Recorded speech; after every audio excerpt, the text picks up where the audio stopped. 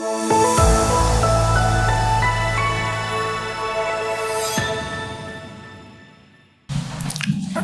байцгаана уу? Та бүхэнд энэ өдрийн мэнд хүргэе. Оюуны өмч подкастын ээлж дугаар эхэлж байна. Манай өнөөдрийн дугаарт Монгол улсын урлагийн аюул зүтгэлтэн хөгжмийн зохиолч Тогтхын Сэр одоо оролцож байна. Та зөвхөн хөгжим зохиогоод идэггүй. Бас дээр нь одоо манай оюуны өмчийн салбарын гол байгууллага болох хамтын удирдлагын байгууллагын тэргүүнээр ажиллаж байна. Одоо Монголын хөгжмийн зохиолч, нийтлэгчдийн нийгэмлэгч Монголоор манайхаа яриа сурцсан нөгөө Москап. Тий. Тэгэхээр одоо өнөөдрийн асуудал бол яг л танаа байгууллагын тухай ярих гэдэг. Энэ хамтын удирдлагын байгууллага гэж юу хэлээд байна? Энэ одоо эрх эзэмшигчд ямар хэрэгтэй юм? Ашиглаж байгаа хүмүүстэй ямар ашиг тустай зүйл вэ гэдэг. Энэ ямар байгууллага вэ гэдэг талаар ихтэй яриагаа эхлэв. За. Тэгээ хамтын удирдлагын байгууллага гэж энэ нэр томьёо бол манад их шин сонсогч байгаа. Аргагүй. Хамтын удирдлагын байгууллага бол бусад гадны улс орнуудад бол энэ өөрөө энэ загвар модель нь их эрт байгуулах. Одоо 200 гаруй жилийн өмнөхтэй ингээд явж байгаа ийм загвар байгаа. Их онцлогтой. Улсын бүртгэлд өөрөөр хэлбэл хуулийн этгээд байхын хувьд бол статус нь гишүүндээ үйлчилдэг төрийн бус байгууллага юм. Статустай ашигын төлөө бус тэгээ яг гишүүдийнхээ эрх ашигт нийцж үйл ажиллагаа хэрэглэдэг. Эргээд оюуны өмчийн газартайгаа яг толгойтой явдаг өөрснийхөө үйл ажиллагааны хөтөлбөр юмнуудаа бүгдийг одоо оюуны өмчийн асуудал эрхэлсэн төрийн захиргааны төв байгууллагаараа одоо батлуулдаг, хэрэгжилтэй аудит хийдэг, энэ дээр үнэлтүүдээ одоо сонсдог, хамтарч ажилладаг, нягт хамтын ажиллагаатай ингэж явдаг. Өөрөөр хэлбэл эндээс үйл ажиллагааныхаа үндсэн лицензийг авдаг гэсэн үг шүү дээ. Тийм, манайхтай гэрээтэй. Ер нь бол гэрээтэй. Гэрээний үндсэн дээр зөвшөөрлөө үргэлжлүүлдэг. Ийм. Тэгэхээр хүмүүс бол тийм төрийн бус байгууллага гэж өөр байхгүй шүү дээ. Хов байхгүй. Тийм ер нь зохиогчдын салбарт л байна, тийм үү? Салбарт л байгаа. Тийм байна. Ийм онцлогтой биз? За, гуравт гэхдээ эргээд энэ хамтын ажиллагаагаа эргээд өөрийнхөө толгой байгууллага буюу олон улсын хамтын удирдлагын байгууллагуудын нэгдсэн одоо холбоо буюу СИСАК тэнд бас тайлхнадаг. Үйл ажиллагаагаа тайлхнадаг. Давхар одоо тэндээс зөвлөмжүүдээ авч хэрэгжүүлдэг. Ийм байвал энэ гурван талын хамаарал бүхий байгууллага байна. Тэгээд энэ байгууллага яг юу хийдэг байгууллага юм бэ гэж хүмүүс их сонирхдог. Тэгээд зохиогч эрхийг хамгаалдаг байгууллага юм уу? Тэгвэл оюуны өмчийн газартайгаа давхцаад яагаад ийм байгууллага байх ёстой юм гэх юм.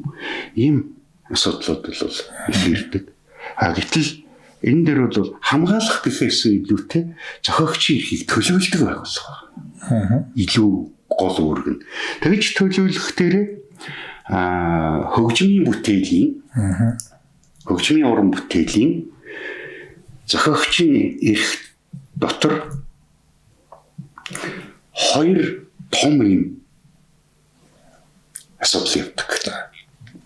Тэгжиж хөгжмийн бүтээлийн зохиогчийн эрх гэдэг нь бүтэж байгаа. Тэр нь юу вэ гэхээр их бүтээлийн зохиогчийн эрх. Нөгөөх нь болохоор хамаарах эрх буюу одоо үүсгэж бүтээл бичлэгийн гэж ярил илүү тийм зохион бичлэгийн тоглох уран бүтээлчийн хууль дээр бол ажилладаг. Тэгэд энэ эрх гэдэг ийм хоёр том эрх нийлж иж хөгжмийн уран бүтээлийн зохиогч эрх бүтэж байгаа.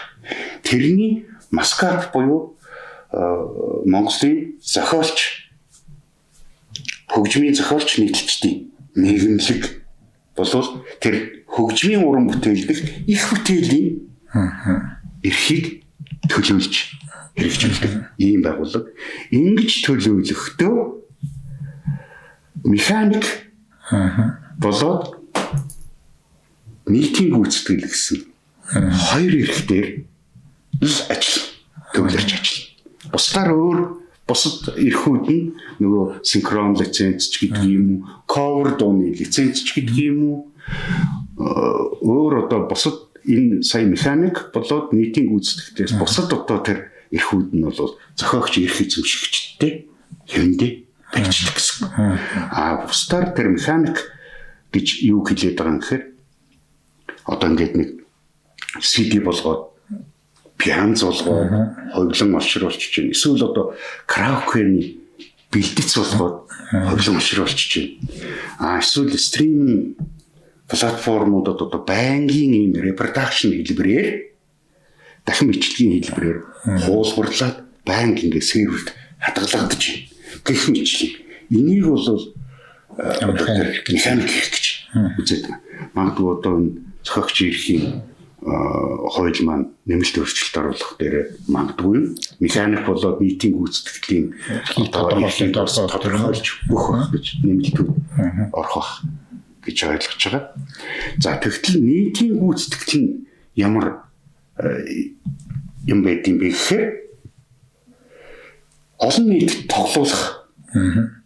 Одоо жишээлбэл утастай утасгүй интернетээр одоо тэр стриминг чинь хоёр янзын юм байна шүү дээ. Нэг нь бол нөгөө сая механикаар дамжуулаад эргээд хүмүүс сонсох боломжоор хангаж байна. Олон нийтийн хүртэл. Энэ тохиолдолд үүсдэг эрх ба. Жишээ нь Эрдэнэ 2 дараа энэ хийсэн хөгжмийн бүтээлийг Сэрод гэдэг одоо дуучин авчлуулаад тэгээд одоо бүтээл болоод эцсийн бүтээгдэхүүн болоод гарчлаа. Гэхдээ тэрийг Сэрод гэдэг дуучин нэг Монгол бүхий өргөө ч юм уу стадион ч юм уу нэг тоглолтын дээр цаана тусдаа 3 дахь житгээ зохион байгуулж байгаа нэг тоглолтын дээр очиод дууллаа. Гэтэл тэр зохион байгуулж байгаа хүмүүс 3,000 хүнд 5,000 хүнд Эрдэнэ 2 гэдэг хөгжмийн зохиолчийн бүтээлийг давхар сонсгоч байгаа байхгүй юм байна. Тэндээс тэр эрхэлдэг. Нийтийн гүйцэтгэл. Караоке баар яг ялгаагүй. Караокегоос бид нар жишээ авчил ярьж байгаа болохоос шинжэн хязгааргүй нийтийн тээврийн хэрэгсэл дотор нисэх буудал баар зингээний газруу дэлгүүр хоршоо гэх ерөөсө хөгжим хаан сонсогдож энэ тэр газар дээр дандаа нийтийн гүйцэтгэлийн эрхийн асуудлууд хөндөгч хадэр харилцаа бол дандаа гарч ирж байна. Энэ ийм яриухтай дандаа нөгөө хоёр хүний та бид хоёрын хоорондын асуудал биш, та бид хоёрын хоорондын асуудлаас давцсан телевиз, радио гэж давцсан 3 дахь харилцаа ороод ирэхдээ тэндх нийтийн гүйцэтгэл болоод механик харилцаануудыг эрхийн харилцааг үндсэнд нь таныг төлөөлж маскат одоо хийх гэдэг нь эрхийн төлөөлдөг байна. Тэгээд ингэж ойлгогдоод байна шүү дээ. Юу эрх эзэмшгээд хүмүүс байна. Хөгжмийн зохиолч гэдэг юм уу, ая зохиодог улсууд бас байна. Тэр улсууд. Тэрийг бол бидний эрх эзэмшигт нэрлэж байна. Дээр нь одоо юу гэдэг өв залгамжлаад авчих юм уу, худалдаад авчих юм уу, бас тийм эрх эзэмшигч нар байна тий. Тэр улсууд хүн болгон очиж дийштэйш мөнгө олж авахгүй гүйж яхаар танаад гişгүнээр хэлсэл танахаар төлөөлөд гэрээ хийгээд мөнгө авъя гэсэн үг үстэй. Ерөөсөө тийм. Бид бол энэ тэгтээ саяхан хэлдэг хоёр эрхтэй. Манайх яагаад ашигын бус юм бэ? Тэгэхээр Эрдэнэ 2 сая ярьж учраас танаар л төлөөлөлөө дээр. Эрдэнэ 2 хөгжмийн зохиолч эрх эзэмшигч юм. Өөрөө хөөцөлдөөд явж бардггүй тэр ажлыг Маскат гэдэг байгууллага төлөөлж хэрэгжүүлээд реалтиг одоо бүтээл ашигласны төлбөрийг хурааж аваад тэндээсээ 25% захиргааны зардалтаа шимтгэл болгож үлдээгээд бос 75% танд өгнөд шууд хуваарлж ийд. Энэ л багс. Маш энгийн. Тийм учраас ер нь бол та хоёр нэгэн удаа бас одоо нэг телевизийн хэлцүүлэгт орж исэн санагдаж байна. Тэн дээр бол бас нэлээд тодорхой асуудлууд бол яригдж исэн. Тэр ямар учиртай юм бэ гэхээр ерөөсөө энэ утгаараа хөгжмийн зохиолч, яруу найрагч, аливаа саяын таны хэлдэг өв залгамжлагч, бусад эрх эзэмшигч, магадгүй одоо эрхийг шилжүүлээд авсан хүмүүс, паблишер гэж бид нар нийтлэгч гэж ярьдаг шүү дээ. Нийтлэгч. Ийм хүмүүс өөрсдийнхөө механик болоод нийтийн гүйцэтгэлийг одоо төлөвлүүлээд тэндээсээ роялтигаа олж авъя гэвэл бас гатвал тавч. Хөгжим уран бүтээл дээр шүү. Яг ийм хамтын удирдлагын байгууллага ер нь цаашид бол утга зохиол дээр гарч ирж байна. Одоо хоосон орон зай байна шүү дээ. Байна. Кино урлаг, гэх мэт ийм одоо visual art те. Ийм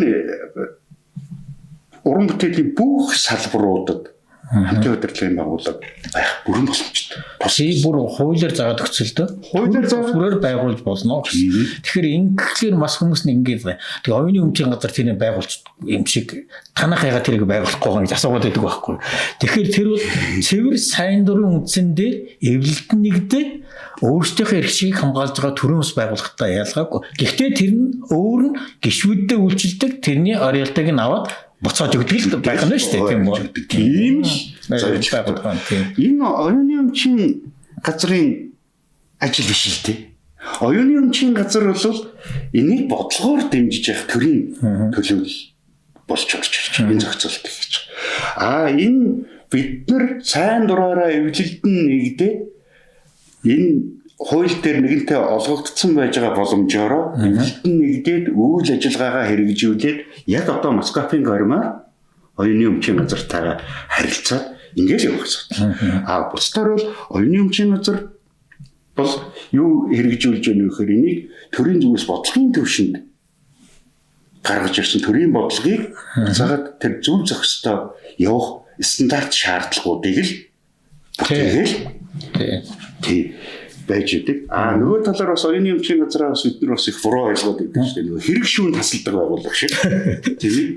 Тий. Гомдол байвал яг уу. Гэхдээ нэрээ үнэхээр зөрчил байна гэж үзэх юм бол байна гэдгийг тогтоогол болоо. Бус цаа талд нь бол өөр процесс үүд юм байна. Одоо энэ яг хянаг шалхааруулах процессууд их өөр шүү дээ. Одоо хохирлоос хамааралтайгаар өөр ороод нь одоо хохирол их бол цагдаа шигдэд явна. Тэгээд төрчийн хэмжээнд байна гэдвэл манай байцаагч нар шийдээд хамгийн эцсийн шийдвэр явж явж шүүхтэр гарна шүү дээ. Яг л тэр процесс явдаг. Манайх төрчийн хэрэг нээхэд л юу прокурор хянаад дуусаад за энэ хэрэг болчихлоо шүү гэд дуусаад нөгөө маргалтгүйгээр за миний буруу байна гэд төлбөр гэдэг юм уу хохирлоо нөхөн төлөөд ингээд зогсчтныг болно. Аагүй минийх зүв байна гэвэл шүүхтэр очиад маргаан таслаад эцсийн байдлаар нөгөө шүүхэн шийдвэр гүйцэтгэхээр юм авдаг юм аав энэ буруу зүгтэн шийдэгдэн шүү дээ. Ийм л болдог процесс бол байгаа юм. Ер нь тэгээд танах ч одоо Москов гэд байгуулах. Хэдэн гишүүнтэй байна. Танаа гишүүдийн бүтээл гээд одоо энэ хэвчрэг олон бүтээл байна. Хүмүүс ч тэр дотор чинь сонгож авах гэдэг шүү дээ. Тий. 400 гаруй гишүүнчлэлтэй явж байна. Тий, 400 гаруй гишүүнчлэлтэй 10,000 гаруй бүтээлтэй. За. Бүтээлийн одоо бүртгэлтэй явж байна. Гатлуу их чухал байдаг. Ийм байгаа. Тэгэхдээ энэ дотор яг хөөхөр одоо таны сая жишээлж ярьснаар одоо таны бүтээлийг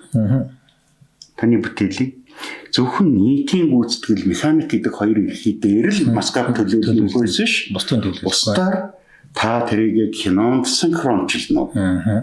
Мөнбөц эсвэл өөр одоо алдартай дуу бүтээсэн байлээ. Тэр алдартай дууга өөр олон уран бүтээлч дуучин уран бүтээлчдэд та түүнийг cover лицензээр энгийн лиценз гэж бид нэр ярьдаг. Энгийн лицензээр гэрээгээр тэрийг бизнес асуул явна уу? Энэ бол гөрчүүлж байгаа гэсэн.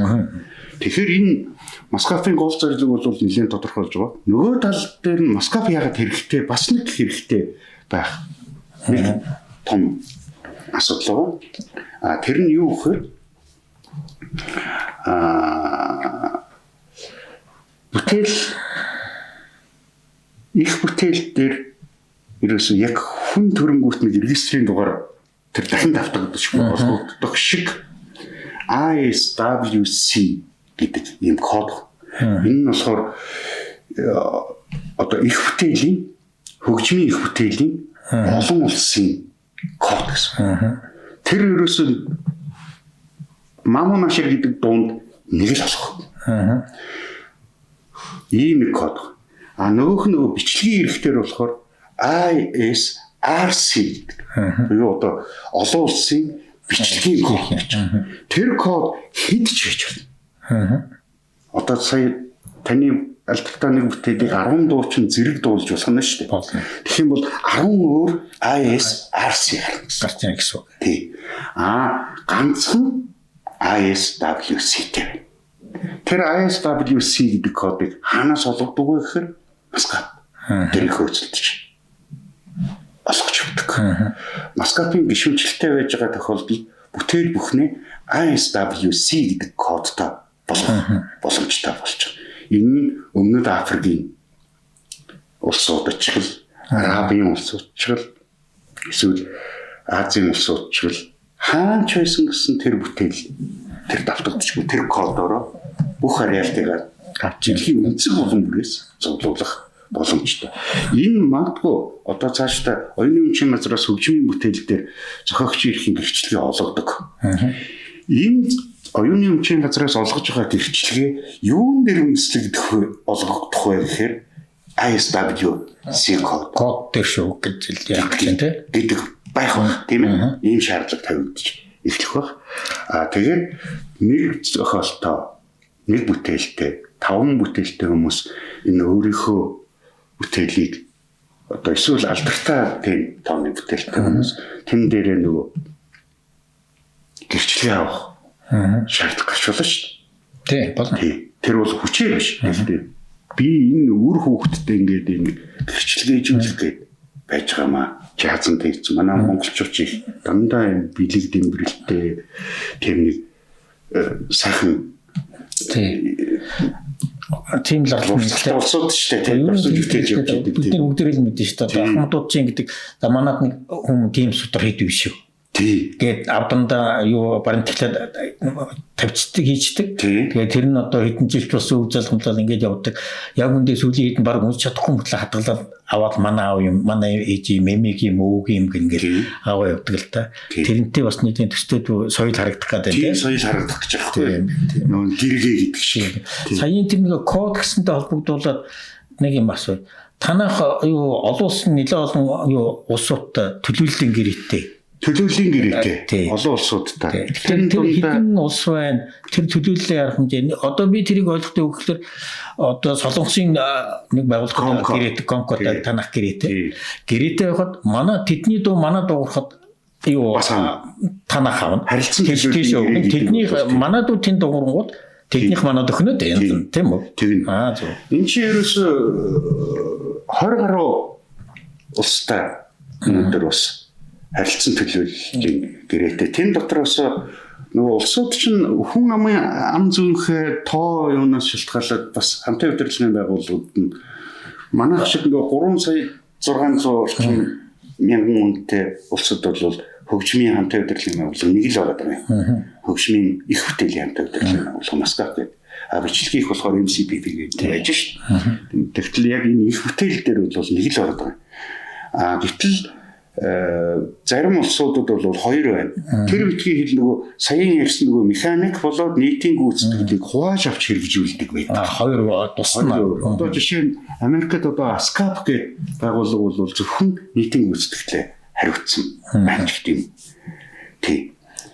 Эсвэл одоо MCPS гэдэг байгууллага нь зөвхөн механик гэхээр хариуцсан гэдэг ч юм. Ингэж төрөлдсөн байдаг. Энэ нөгөө хүн ам зүйтэй холбоотой байдаг бол тий. Зах зээл нөгөө энэ ч юм бол хязгаараа байна шүү дээ. Олон хүн амтай тэгээд дээрэс нь хөгжмийн урлагч нь бас хэрэглэгч тийм тоон ус хязгааргүй байх боломжтой. Хөгжмийн урлаг бүтээл бол яагаад гэвэл орчуулгадах шаардлагагүй ийм бүтээл учраас 3 одоо жишээ бүр ялангуяа хөгжмийн урлагийн өггүй бүтээл гэж буюу одоо дан хөгжмийн бүтээлүүд энэ төр бол ямар ч орчуулах шаардлагагүйгээр сонсдог учраас сайн бүтээл хий. Тэгээд эрхээ баталгаажвал өөрөөр хэлбэл эрхээ баталгаажуулна гэж бид нар нэг эрх гэдэг яриад байдаг. Гэтэл эрхийн өмнө юу байх хэвээр юм бэ? Өмчлөлийн асуудал байхгүй та. Тий. Өмч. Тийм учраас энэ зохиогчийн эрхийн байгууллага гэж хэлэхгүй байгаа үстэй. Оюуны өмчийн газар гэж байна. Өмч бүтэн ассетийг яаж бүтээх юм бэ? Энэ миний та бидний тойрсон бүтээл өмч байх. Тэрийг одоо баталгаажуулах тэр ажлыг хамгийн түрүүнд өмч бол байн хэрэглэлтэнд байж эзнэ. Одоо орлого ашигтай байлгүй. Өөрөөр хэлбэл уран бүтээлч, хөгжмийн уран бүтээлч хүн бол хөгжмийн зохиолч хүн, хөгжмийн продюсер, яруу дууны шүлэг бичдэг хүн. Эсвэл одоо паблишер гэдэг байгаа. Хөгжмийн эрх эзэмшигч ямар нэг хэлбэрээр энэ хүмүүс эсвэл одоо нөгөө өв залгамжлагч эзэн тэнгэрт байгаа ч гэсэн үр хүүхдүүд нь үршимийн бүтээсэн бүтээлээс үршимийн хүртдэг. Энэ юм чинь яах вэ? Энэ өмчийн хэлбэр байхгүй. Өмчийн хэлбэр. Энэ өмч ээжиж тэр үршимийг хүртэх асуудал. Энэ өмчийг яаж зохицуулах вэ? Энэ өмчийн харилцаа яах вэ гэдгийг процессын төвшөнд нь одоо зохицуулж өгж байгаа гол хууль маань бол зохиогч эрхийн хууль гэж ойлгож байгаа. Тийм. Ер нь тав түрүү битэр зүгээр нөгөө цай ухтураа ярьж ирсэн. Тэр юун дээр бас нэг юм ажиглаад юу гэхээр хүний одоо юу гэмтэй бүрэн товчхон соёл гэх үү? Одоо ёс заншил гэх үү? Тэр нь зүг ба, тэр үгэн зүг ба. Энэ их удаан арилдаг зүйл юм. Тийм. Би одоо манайхан ч одоо яг үнэндээ 1992 оны үндсэн хуулиар л одоо зохиогч эрхийн хүний өөрийнх нь бүтээсэн бүтээл бол өөрийнх нь өмчөө гэдгийг одоо үндсэн хуулиараа баталгаажуулж өгдөг. Үндсэн 7-2 байдаг. Тийм. Баталгаажуулсан. Тэрийг дагаж гарсан хууль нь одоо зохиогч иргэний хууль, зохиогчийн эрхийн тухай хууль гэдэг ингээд тэр зохиогчд өөрөө өмчийнх нь эзнээ. Тэрний захиран зарцуулах эрх нь та өөрөө шүү гэж байгаа.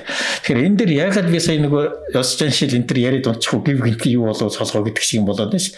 Энэ юу гэж юм гэхлээр манад хуучин бол яадаг тэр номын чинь бэлгэлчдэг номын хулгай бол хулгай биш гэдэг ч юм уу те. Ингээд нэг хүний дууг аваад дуулчихаар нэг сүртэй ингэ дуулаад үжтэй яа тийм. Тэгээ би дуулж болохгүй юм уу гэд ингээд идэг.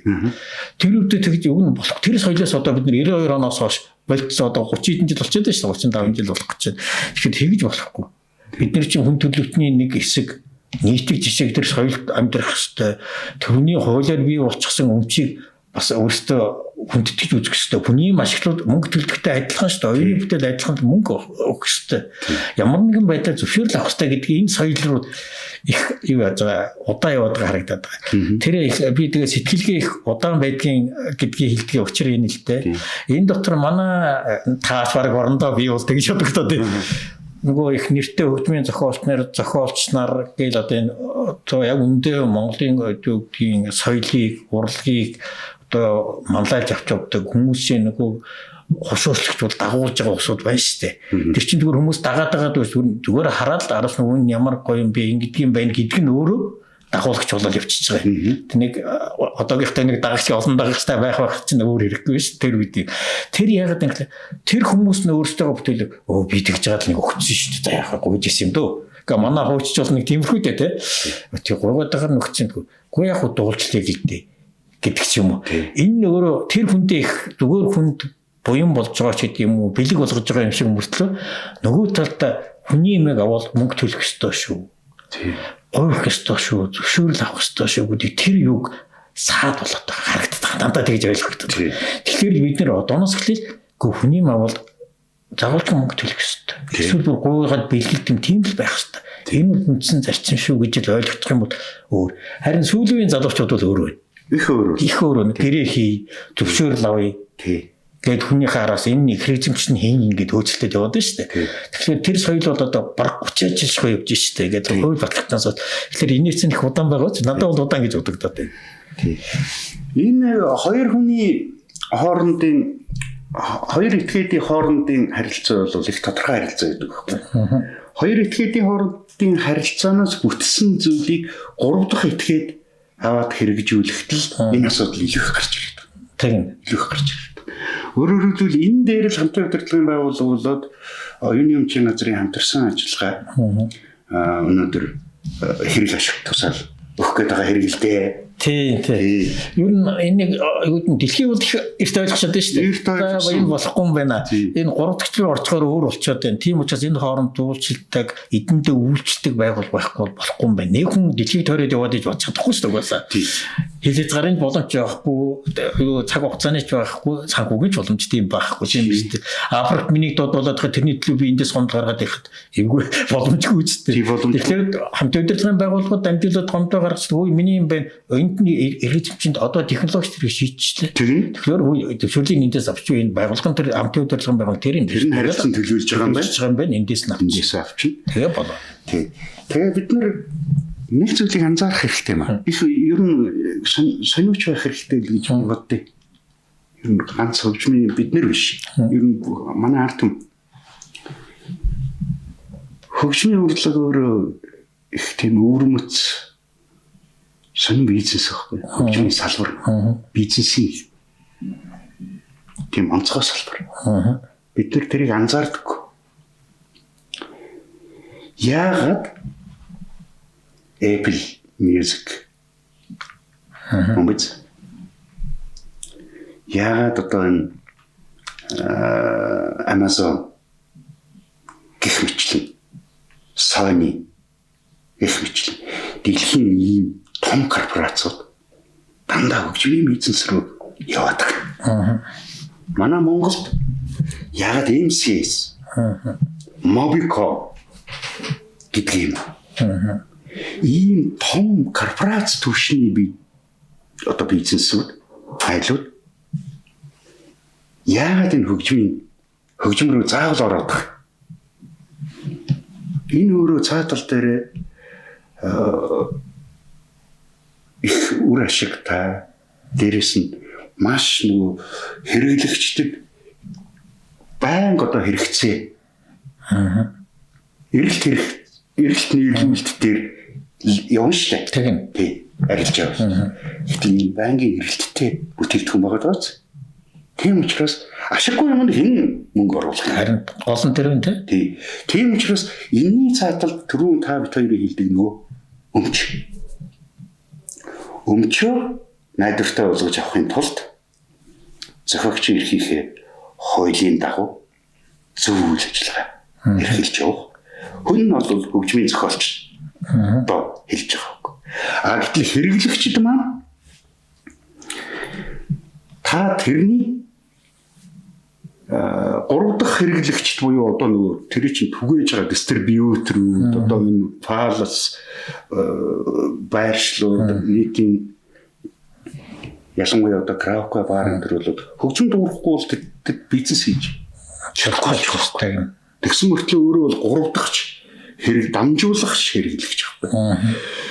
Тэр караоке бар сайн хөгжим тавьжиж тэр бизнесээр очиж мөнгө төлж дуулна шүү дээ. Үйлчлэгийг нь авна шүү дээ. Тэр нь сэр бол 4 дахь хэрэглэгч юм байх юм шүү дээ. Өөр эцсийн хэрэглэгч. Тийм. Тэгэд энэ харилцаа бүхэн өөрөө цаа талдаа юм эдийн засгийн ахуулгад. Их тийм. Би энэ Darker гэж хөгжмийн бизнес энтерпренeur одоо хөгжмийн бизнес энтерпренeur гэдгийг бол мьюзикпренeur гэдэг юм билээ. Зарим одоо хөгжмийн бизнесийн салбарууд. Энэ хүний одоо томьёолыг уншижсэн.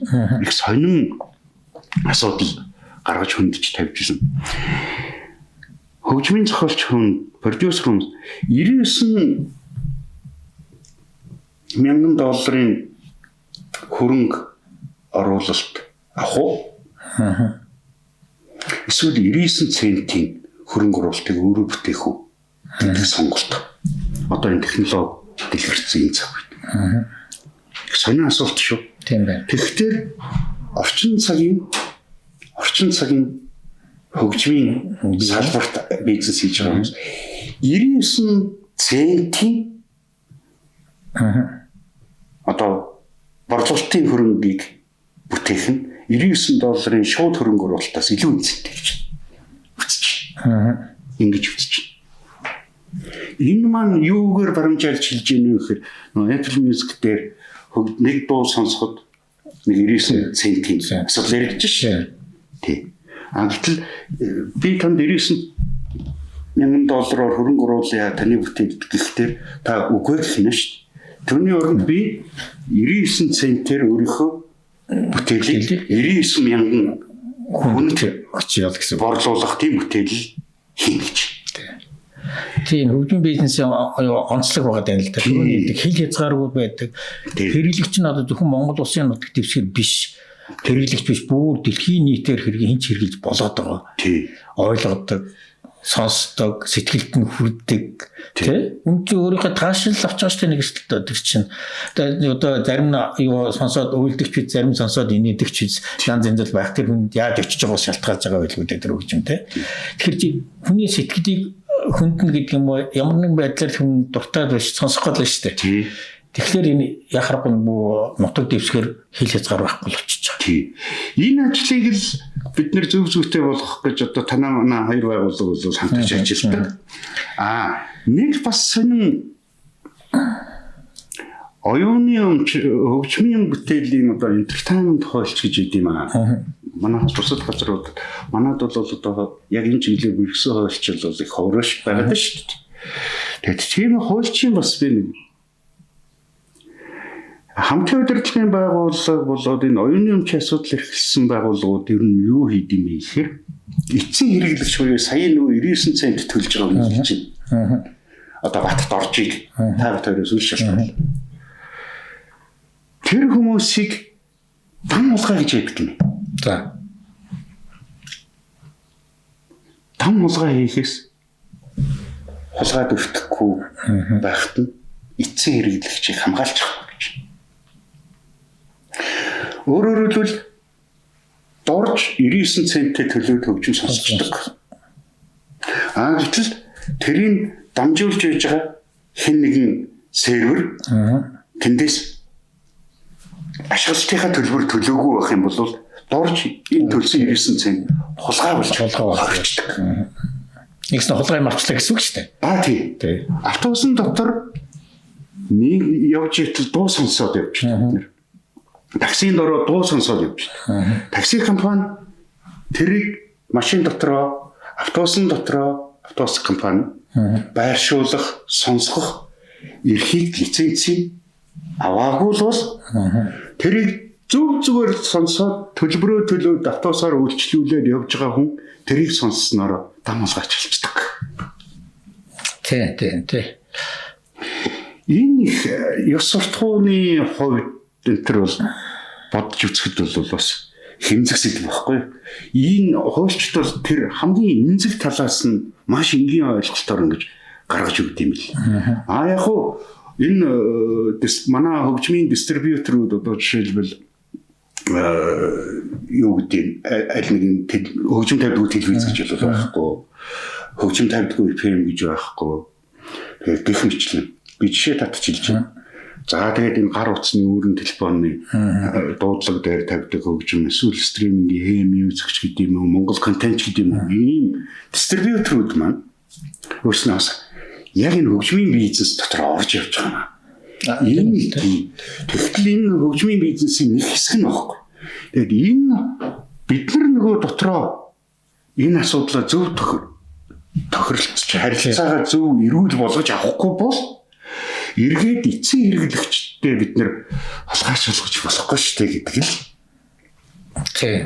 Айхтар юм суртахууны тэр хэмжээ яригдж шүү дээ тийм. Тэр хэмжээгээрээ бүтээлийн үнц нөгөө хамтарч ажил хийгээд байгаа шүү дээ. нэг имийг л хэд хэдэн талаас нь бүгдээрээ цуглуулж байгаа. Өөрөөр хэлбэл бид бол нэг юм үн цэнтэй байна гэдгийг зүгээр л мөнгө олох гэж бодоод байгаа. Үгүй юм аа. Энэ ч урт настай байх ёстой. Бүтээл хийж байгаа хүн тэндээсээ за бүр бизнес хийгээд явдаг гаддаг юм аа гэхдээ хөгжмийн зохиолч болсон хүн дууны шүлэг бичдэг хүн эсвэл одоо нэг ирэх шилжүүлээд авсан ирэх эзэмшигч тэр бүтээлээс амжиргаагаа залгуулдаг баймаар шүү дээ. Хөрөгч нь хоосон байх юм бол мянган хөгжим яаж бичих юм бэ? Эхнэр хүүхэд нь одоо сүйд болно гэдэгтэй гэж. Тэгтэл одоо очиод өөр ажил хийгээл ажлынхаа хажуугаар хөгжим оролдоод явах юм бол тэр тийм сайн бүтээл болохгүй. Мэдээж маш тодорхой. Хамгийн гол ажил нь үндсэн ажил нь нөгөө цалингаа авдаг ажил юм чинь.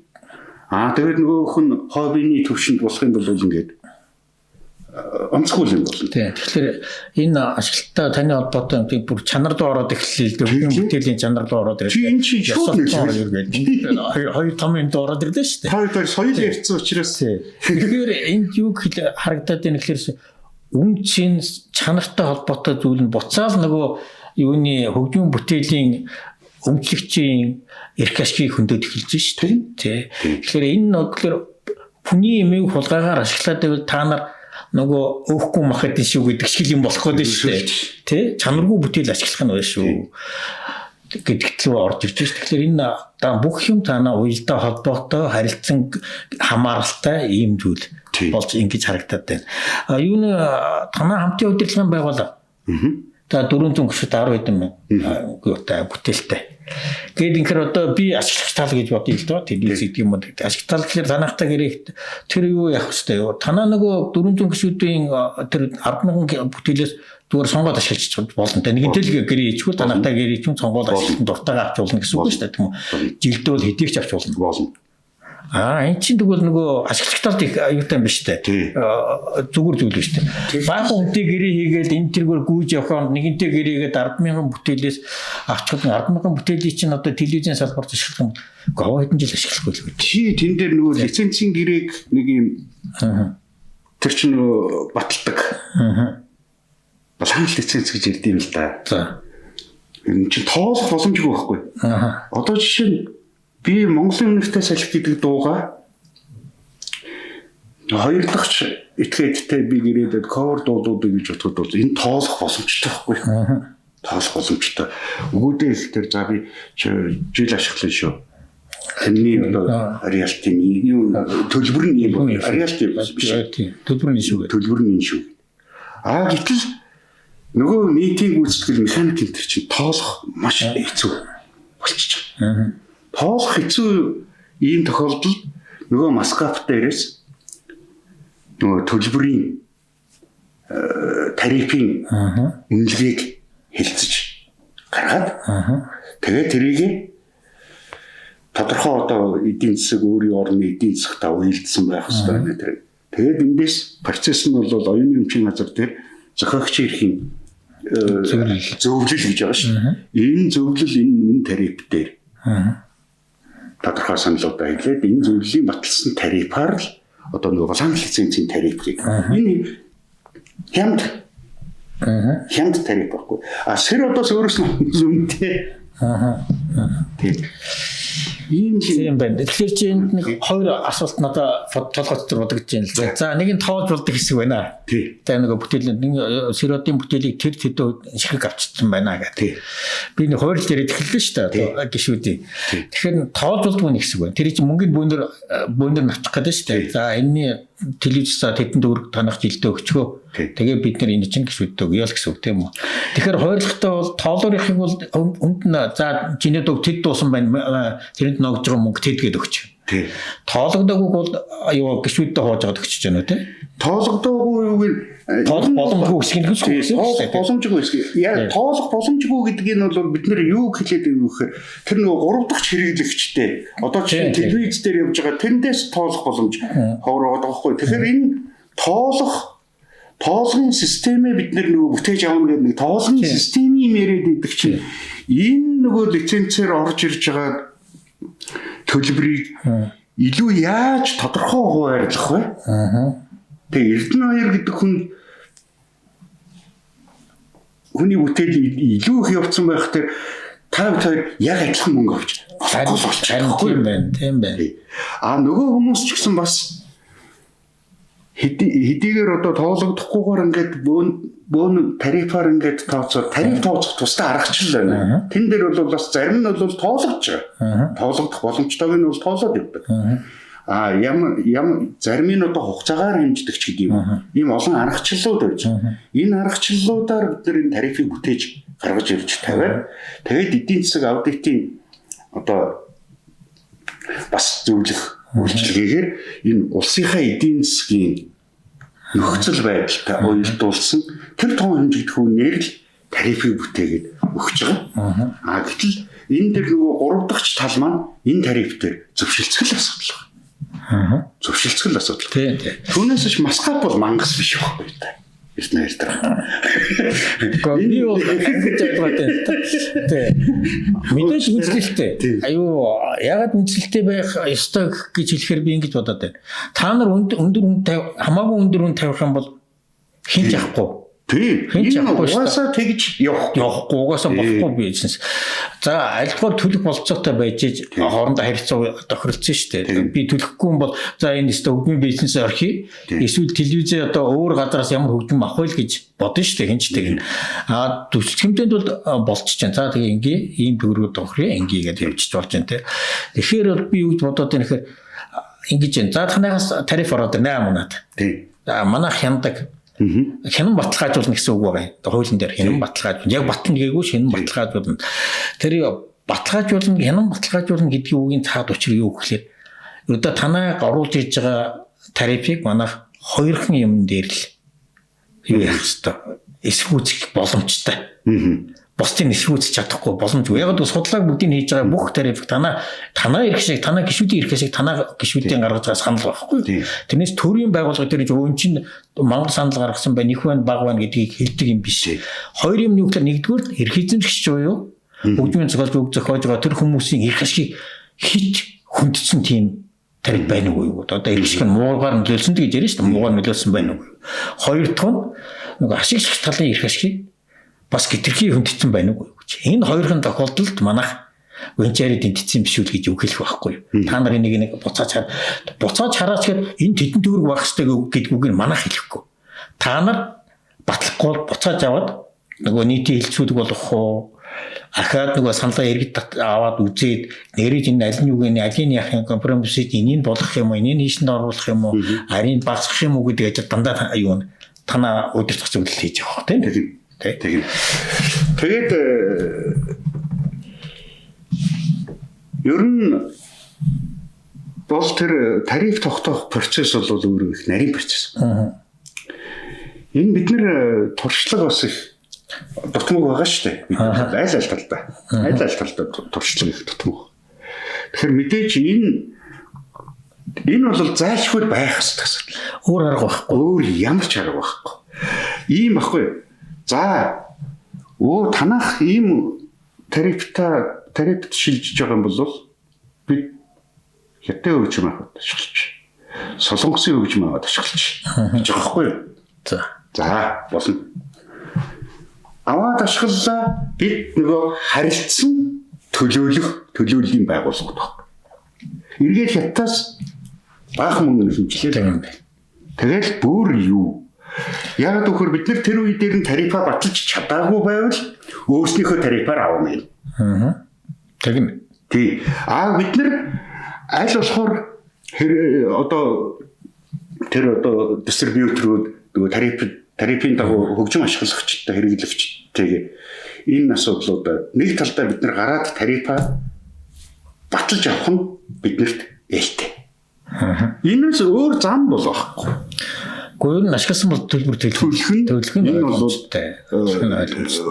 нь ойлгомжтой. Тийм учраас тийм нэг буруу ойлголт яваад байдаг. Энэ буруу ойлголт нөгөө өдрөөгөө хараа хийчихнэ гэдэг шиг юм болох аюултай. Гойр нь хөгжимгүйгээр би хийж болохгүй бизнесэнд энэ тэр чигээр л байж болно шүү дээ. Тэгэхээр тэр хүмүүс бол энийг сайн ойлгох хэрэгтэй. Тийм. Солонгосын талаас бол яг өөхөр биднэрт өөрснийхөө тарифыг тулгахгүй л те. Энэ чинь нөгөө Сисакаас тогтоосон хэм хэмжээтэй. Бид нар тавьсан тарифаар Москваас зөвшөлтсөд хийгээд одоо батлуулж авсан тарифаараа бид үйл ажиллагаагаа явуулаад Хятадын бүтээлийг, Солонгосын бүтээлийг, Японы бүтээлийг мөмөц энэ дуулагдж байж байгаа. Англи дуунууд, Америк дуунууд энэ бүтээлүүдийг өөрснийхөө тарифаар тэр тарифаасаа мөн өөрснийхөө өөрийн орны хууль заасны дагуу 25%-ийнхаа нөгөө юугаа шилтгэл авч үлдээд захиргааны зардлаа авч үлдээд бусдын нөгөө байгууллагууд руу шилжүүлдэг. Ерөөсөө юм тогтолцсон. Эндээс бол гачаад явъя гэвэл хэдүүлээ хүн төрөлхтний соёл тэргийн шилт хүн төрөлхтний нийтлэг эрх ашиг хууль ёс суртахуунаас алхам хойшлол нөгөө хүлээгдэн л гэсэн үг.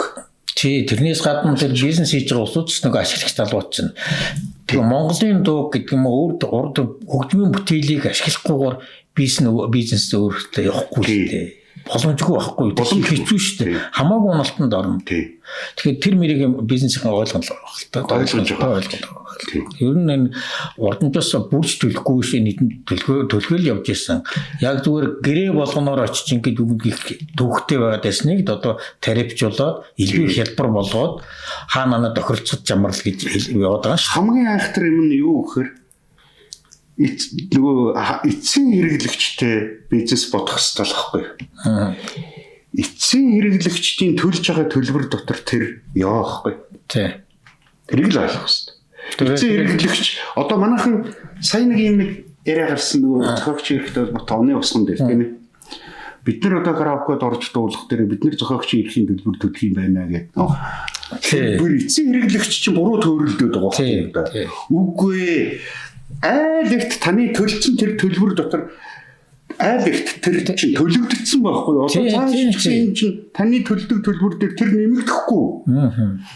Би одоо 600 төгрөгөөр нэг бүтээгдэхүүн 600 төгрөгөөр ч юм уу, за 1000 төгрөгөөр ч юм уу нэг хөгжмийн бүтээгдэхүүн аваад нэг сонсцсон байлаа гэж бодъё.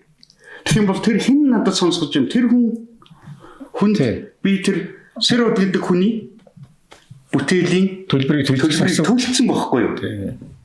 Харин тэгж буруу ойлгоод хүмүүс нэг тэгс суугсаа та. Тэгээ би энийгээс гээд бизнес улсууд хинт ямар зардал гаргана тэр зардлаа заавалчгүй дараанаас чамаас авахтаа шингээгээд авч байгаа. Тэгжээж өөртөө ашиг болж ш. Тэгэхгүй бол зүгээр тэр мөнгөийг төлөхгүй гэж байхгүй. Бичээтэл байдал дээр цагийн мөнгөд авчдаг үстэй. Тэнд нэг орд байсны ганц тэгэхээр цагийн мөнгөнд дотор нөгөө дуусных нь үлсэн шингээл явж байгаа шүү дээ. Цэнгэл төв цэнгэлдэх хүрээлэнд том шоу болж за 8-аас 10 мянган хүний шоуллоо гэж бодоход тэрийг одоо хэдэн төгрөгөөр одоо билет тасалбарыг худалдаад авчих шүү дээ. Худалдаад авал. Миний худал за би нэг 100 мянган төгрөгөөр билет авсан байлээ гэж бодоход миний 100 мянган төгрөгөн дотор тэр нь Москва руу очих мөнгө явахгүй. Тэгээ дум би өгсөн явуулсан. Ийм л учиртай юм. Энгийн ойлголт шүү. Тэгээд энэ ганц манайхан гэдэг ийгээд байгаа юм биш. Ер нь бол энэ тогтцсон том хөгжмийн бизнес экосистем байгаа. Экосистем. За нэг юм нэг ойлголттой энэ Москва гэл ингээл хөгжмийн цуглуулал, яруу найрагчдын цуглуулал ийм нэг байгууллагууд. Энэ хөгжмийн зохиолчтой холбооноос юугаар ялгаатай. Монголын зохиолчдын хөвлөөс юугаар ялгаатай. Яг ч юм тус тустай байгууллага яваад байгаа. Одоо жишээ нь Монголын хөгжмийн зохиолчдын холбоо Эрдэнэ дарга дээр ирээд за танахта оюуны өмчийн газартаа бид нэр гэрээ хийе гэвэл та хийх эрх зүйнсэх гэсэн байна. Би бол манай дээр нэг байгууллагаас ирсэн нэрийн хэлээд ярих. Тэр ирээд юу гэж хэлж байна? Бид нэр танаатай гэрээ хийе гэж байгаа. Би хэлсэн. Нэгдүгээр сайн дурын үндсэн дээр байгуулга төрийн бус байгуулга. Ашигын төлөө бус байх хэрэгтэй. Хоёрдугаард нь танах юу шиг юм аж ахуйн нэг гэдэг юм юу хамтын удирдлагын байгууллага статусгүй байгууллага манад гаргаж болохгүй. Та нар тэр холбоотой байж хаад өөрсдөө тусдаа гараад тэгээ холбоо хамтын удирдлагын байгууллага байгуулад тэгээ манайхтай гэрээ байгуулъя гэж боддог бол хуулийн дагуу болсон. Тэгээ юм хоорондоо ялгаа байна шүү дээ. Өөрөөр хэлбэл ийм ба яг энд одоо би маш сайхан тайлбарлаад байна. Яг энэ ойлголт бас нэг зөрүүг хэдүүлээ бас нэг талд нь гаргах та бидний бүгдийн ажил зөв болно. Монголын хөгжмийн зохиолчдын холбоогоор жишээлье. Би өөрөө гишүүнэн. Монголын хөгжмийн зохиолчдын холбоо бол яг цэвэр хөгжмийн. Маскап бол энэ дотор дууны шүлэг бичсэн хүн явж байгаа ч бас үг залгамж явж байгаа бичдэг хүн явж байгаа шүү дээ. Тэгсэн мөртөө бас нэг бизнес ч явж иж болно. Яагаад тэр бизнес чинь та бид хоёроор бүтээл хийлгээд эрхийн шилжүүлээд авсан байд юм уу? Эсвэл эрхийн чинь администратор буюу удирдлагыг хэрэгжүүлэхээр гэрээлээд ихний урьдчилгаан тим тэгэнгүүтээ тэдэн жилийн дараагаас зохиогчийн эрхийн хувьас тэдэн хувь болно. Эсвэл ерөөсөө шууд ажлын үйлс чинь тэгэнгүүтээ хэдүүлээ 33-33-аар аавн тэгтээ эрхийн администраторыг бид нэр эзэмшин гэдэг дийл буюу тохиролцол хийгдсэн ч байх юм уу те. Энэ бол тэндээс шалтгаалангууд энэ дотор нэг өөр бизнесийн байгууллагаараа гэрчсэн явж иж болох байхгүй юу? Одоо байж л паблишер гэж хэлдэг. Тэгэнгүүт хүмүүс болохоор энэ маскавчи яагаад паблишер гэдэг нэртэй бизнесийг ингээд оруулсан юм бэ? Яагаад хөгжмийнхнөө ингээд оруулаагүй мөртлөөс бизнес оруулчихад байгаа юм бэ? Үгүй тэр шиг эрх эзэмшигч болоод тэгээд өөрийнхөө эзэмшиж байгаа зүйлийг танаагаар дамжуулаад авчяа гэсэн үг шүү дээ. Маскапаар дамжуулаад нийтийн гүйцэтгэл механикийнхаа яриад зуглуулчихлаа гэж. Яг шимжлэлийнхээ үүргийг хэрэгжүүлээ л гэж. Ийм учиртай юм байна. Тэг. Яг гоо энэ нэг талдаа бид нар нарийн төвхтөө ийм замаар бол явж байгаа. Бидэнд бол шин одоо дахиад тавтай. Төлөвсөн газар бол 200 гаруй жилийн настай байна. Гэхдээ бид нар бол эндээс улмал алхаж, урагшаа алхаж байгаа. Жишээ нь ихтэй ер нь Монголын төрийн зүгээс бол дандаа энэ зохиогч оюуны өмчийн асуудал дээр бол байнга онцгой анхаарч ирсэн. Тэнд бол баярлж явдаг. Зүгээр энгийн одоо энэ бол би нэг хамтын удирдлагын байгууллагын тэргүүн мөхөөс иживтэй уран бүтээлчийн зүгээс би одоо ярьж байгаа үг. 92 онд үндсэн хууль батлагдаад тэрний дараагийн хуулиуд удаад манай зохиогчийн эрх оюуны өмчийн тухай хууль, зохиогчийн эрхийн тухай хууль энэ төр бол ихний хуулиуд байсан. Ихний патентын тухай хууль гэх тэр элсэн конвенцууд бол бас ихэнд байсан даа. 96 гэх ингээл дандаа л тэгж явсан. Дан тэр маш их цаана их учиртай. Тэр ямар учиртай гэж? Ер нь ад үйлдвэрийн салбарт манад хөрөнгө оруулъя гэж байгаа бол эрхийн хамгаалалт хийлгэхгүйгээр хөрөнгө оруулж тавьдаг байхгүй. Тэгээ манад энэ хоёр талд ийм том зах зээл, том ад үйлдвэрч улсууд байхад тэрний нөгөө патентаар хамгаалагдсан бүтээлийн манад туулчвал тэд нар гомдол гарах эрхгүй болчихж байгаа байхгүй. Бас хөгжмийн бүтээл мөн адилхан. Энэ хоёр том зах зээлийн донд орж байгаа Монгол улсад тэр хүмүүс оруулж гэж байгаа өөрийнхөө соёлыг давхар бас л явна шүү дээ. Тэр чинь угаасаа л байдаг зүйл юм чинь дэлхийн тэр орж ирэхэд манад эрхийн хамгаалтгүй бидний вэриант жилшээгүй зохиогч эрхийн тухай хөрвчгүй суужвал манад хүмүүс за энд л үуч бид хөрөнгө оруулаад хамаг наадчих юм биш үү гэж бодно ч тийм. Заавал чи эрхийн хамгаалалт хийлгэжээд дараа нь мөнгө өгч байгаа. Тэгэхээр энэ нөгөө завхлуудыг соёлуудыг айхтар л та. Эренбү дараанууд эхлээд хамгаалалтаа хэлгэн дараа нь мөнгө гарган хөрөнгө оруулан тэгээд урагшаа явуулна. Энэ дарааллууд бол яг явж байгаа. Тэгээд бас нэг сайхан юу вэ гэхээр 21 оноос зохиогчийн эрхийн хуучин бол зохиогчийн эрх ба түүнд хамаарах эрхийн тухай хууль гэж байсан бол 21 оноос зохиогчийн эрхийн тухай хууль болж бүр шинжилсэн найруулга гарахдаа 7 дугаар бүлгийн ихэнх хэсгийг хамтын удирдлагын байгууллагыг 7 дугаар бүлгээрээ бүр тодорхойлж өгсөн тийм ээ. Тэгсэн бүтэн танаад ер нь хамаатай бүтэн бүлэг байгаа шүү дээ. Бүлэг бүтээж өгсөн. Тийм учраас бол одоо төр талархаж байгаа гэдэг нь иргэн хүний хувьд бол одоо удирдлагын байгууллагын зүгээс ч гэсэн энэ бол талархын тэр гаргаад өөр бүлэг болгоод байгаа энэ цаад хүчнээс нөгөө нэг эрх эзэмшиж байгаа улсуудыг зохиолчдыг л бүтээлэг үйлшмийг одоо яг айлтгаар сайн бүтээсэй гэсэн л хүсэлт шүү дээ. Ер нь тэгэхээр зөвхөн Монголд тэгээд байгаа юм биш дэлхийн нийтээр тийм байгаад бид нэр энэ төдөр болоо суугаад иж болохгүй шүү дээ. Өөрөөр хэлбэл ийм л юм. Маш энгийнээр би хувь уран бүтээлчийн хувьд бол миний бүтээсэн бүхэн миний өмч юм аа. Тий. Миний өмчийг яг цэвэр төрийн зүгээс хамгаалж байгаа субъект бол оюуны өмчийн газар юм аа. Миний өмчийг эргэцэн хувьд нь төлөөлөөд надад би өөрөө гүйж чаддаггүй тэр ариалтынуудыг цуглуулж авчирдаг байгууллага нь бол хамтын удирдлагын байгууллага юм аа.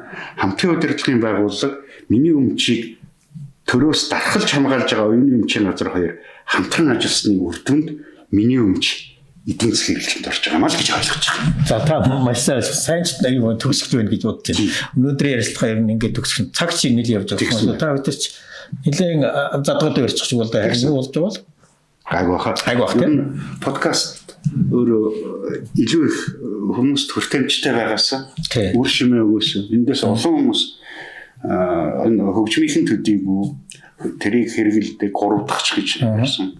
Бүр эцсийн хэрэглэгчд хүртэл манай подкастаас бас тодорхой төвшөнд ойлголт олж аваасаа өөрсөндөө хэрэгцээ зүйлийг олж аваасаа гэж хүссэн учраас бас нэлийн сонжроо ярих шиг боллоо. Гэхдээ ажиллахаар жишээ авч ярихыг хичээсэн байна. Баярлалаа танд. Баярлалаа. Та бүхнийхээ бас ажилд амжилт хүсье. За баярлалаа. За.